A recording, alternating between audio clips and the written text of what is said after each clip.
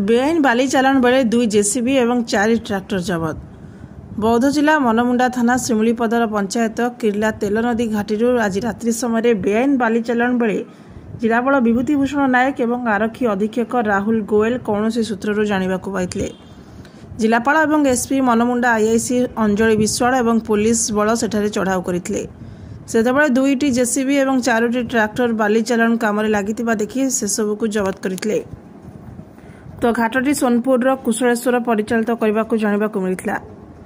घाटर मालिक को सेने कौन अनुमति दि जा खनि विभाग सूत्रु जानवाक मिलता।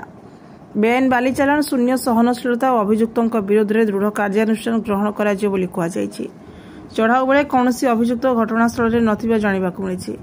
ते पुलिस और प्रशासन एने तदंत चलाई जानवाक मिली। राति अधिया पुलिस और प्रशासन एपरी चढ़ाऊ नहीं बाली माफिया मन में आतंक सृष्टि होता आलोचना होउछि।